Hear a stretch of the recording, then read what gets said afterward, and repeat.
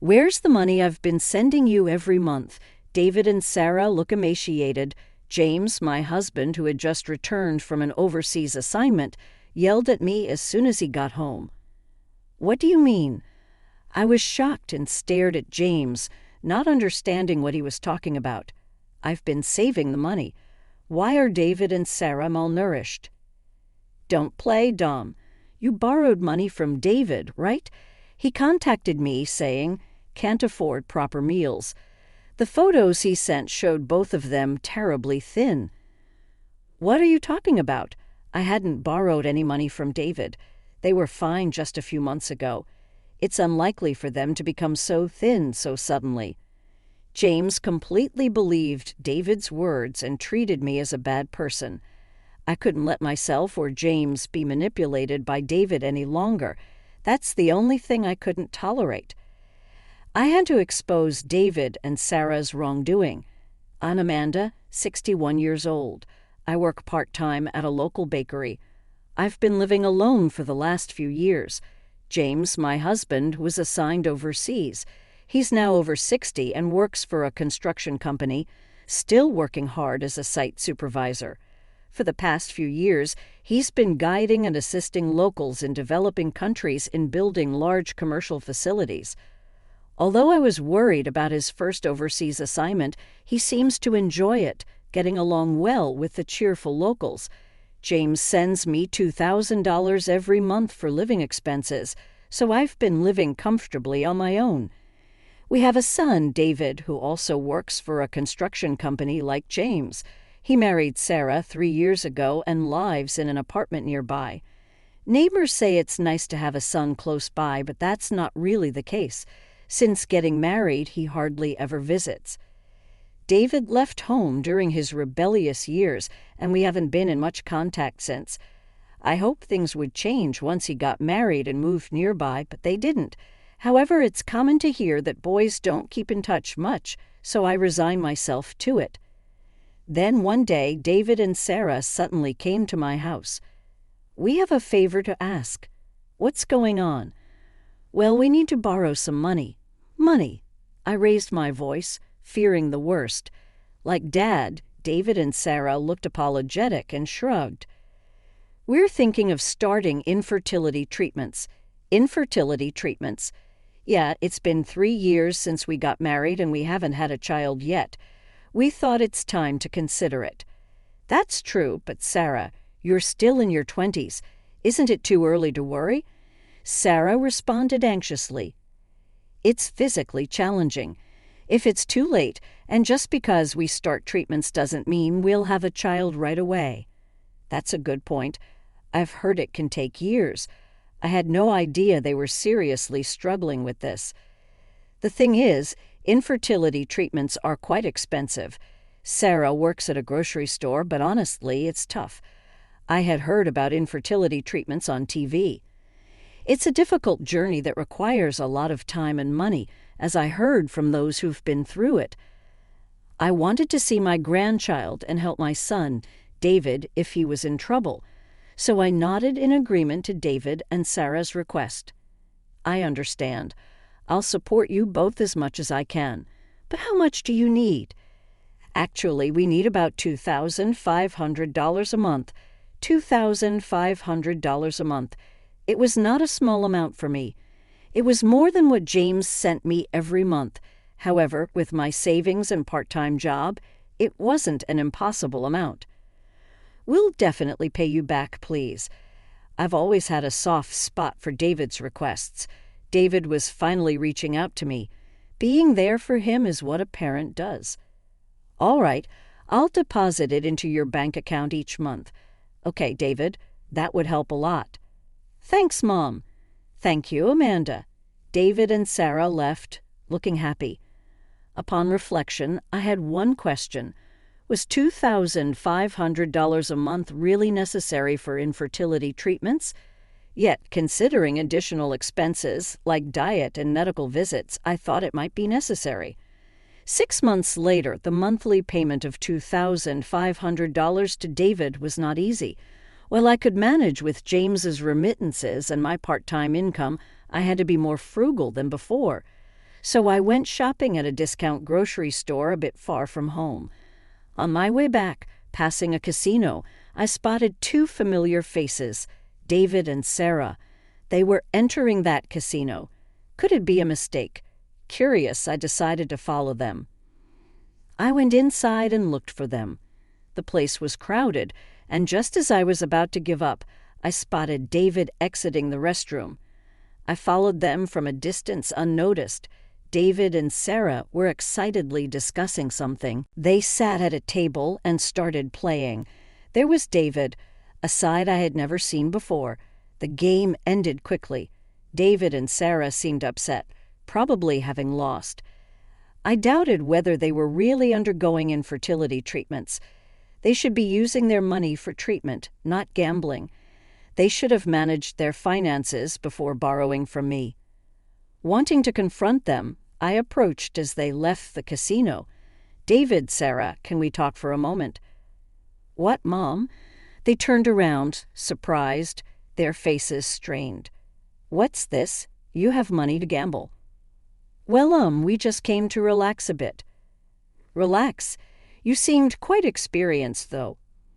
"Oh, I used to come here with friends during college." "College, huh?" The more I heard, the more suspicious it seemed. "So you don't usually gamble?" "No, we're just stressed thinking about fertility treatments." "That must be tough, but you seem quite knowledgeable. Is it really your first time since college?"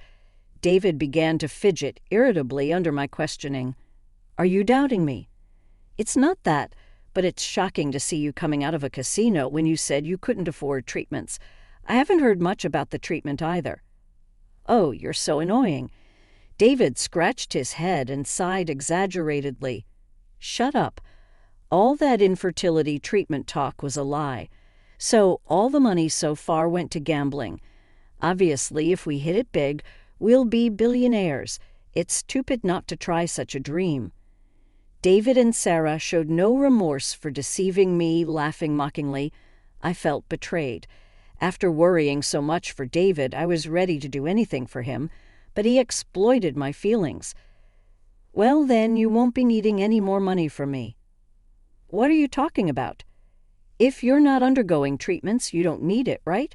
Well, don't expect a penny from us when we become billionaires." David crossed his arms and looked down on me. Sarah continued with a smug smile. "By the way, we've already spent all the money you gave us, so there's none left. We can't pay it back." "Too bad for you." David and Sarah said mockingly, then turned their backs and left without another word. I was speechless with a sense of punishment. Despite having transferred about $10,000 to them over the past few months, this was their attitude. If I let them continue their reckless behavior, it would lead to irreparable consequences. That's why I decided to stop sending money to David. 2 months later, James was returning home temporarily. I prepared his favorite soup and pasta, waiting for him. As soon as he arrived, James burst out, "Where's the money I've been sending you every month?" David and Sarah looked malnourished. "What do you mean?" I was stunned and stared at James, not understanding what he was talking about. "I've been saving the money. Why are David and Sarah malnourished?" "Don't play, Dee. You borrowed money from David, right? He contacted me saying they can't afford proper meals. The photos he sent showed both of them terribly thin." "What are you talking about? I can't believe you. Aren't you ashamed as a parent? I've been sending enough money so you wouldn't have financial troubles, and yet you're borrowing money from our son. What are you doing?" James was furious, blaming me for everything. However, I had never borrowed money from David. It was all a lie. I was shocked that James completely believed David's words and didn't trust me, but I couldn't let David and Sarah's lies continue. I decided to reveal everything to James. "James, I understand you want to believe in David, but can you look at this bank statement?" "What about them?" "This is the money you've been sending me every month. You have plenty of money." James looked puzzled as he examined the statement. "That's right. I'm not struggling for money. And look here, did you send money to David? Yes, until recently. I was sending David $2,500 every month. That much? Were you okay with your living expenses? Relieved that James had calmed down, I continued. I managed with my part-time job and savings. I had saved quite a bit. Looking at the remaining balance, he could see I hadn't wasted money. Then why give David money? He said they wanted to start infertility treatments. Infertility treatments. They've been married for 3 years without a child, so they asked for money for treatments. That's why I lent money to them. James was surprised, having not heard about the treatments. David and Sarah claimed to my husband that they didn't have enough money to live because of me. So why did you stop the payments? It was all a lie. They weren't going to the clinic. Then where did the money go? This is it. The casino they went to happened to be on TV. It showed people mingling. You don't mean they used some money for gambling? They lied to try and get money from me, too. James stared in disbelief at the TV. That's when it happened. Hey, isn't that David and Sarah? Oh my gosh, it is. I never thought they would ever go back. David and Sarah appeared on the screen. I thought they would restrain themselves after I stopped the payments, but they couldn't quit gambling. Unbelievable. The photos they sent me showed them looking so thin. They haven't changed at all. Nowadays, you can edit photos with apps, you know. James realized he had been deceived, hung his head in dismay. Maybe his return home was also for David and Sarah's sake. After a moment of shock, James looked up, determined. Unacceptable. I need to have a serious talk with them, saying that he headed for the door. Where are you going? To David's house, of course. I'm going to confront them. In a rage, James was about to leave for David's house, but I quickly stopped him. It's pointless to go now. Why? They're at the casino and won't be back until evening. Plus, if you're going, you need to be prepared. I smiled at James. It was time to prepare something special that I had kept hidden until now. In the evening, when we thought David and Sarah would be home by now, James and I headed to David's house. When James rang the doorbell, David and Sarah appeared, looking flustered. What? Why is Dad here? Aren't you supposed to be overseas? I heard you two were in trouble, so I came back. You both seem quite well, though. Contrary to the photos James had shown me, David and Sarah looked perfectly healthy but strained. Struggling for food and money, right? Are you okay now? Yeah, some colleagues at my work have been helping us out. I see. You've been lending money to Mom, right? How much did you lend her? James pressed David. Well, that's right. Mom owes me over $10,000 and she hasn't paid back a cent. What do you think, Dad? Terrible, right? Facing David's resolve to stick to his lies, I let go of any remaining affection. That's awful. Do you have any proof? No proof. I lent it to her because she's family, but she's not paying it back. David's fake tears were met with Sarah's concurrence. We're struggling too. So we told her we couldn't lend her more money. She got angry, saying we're family but won't help. Is that true, Amanda? I did lend money, but I never borrowed any.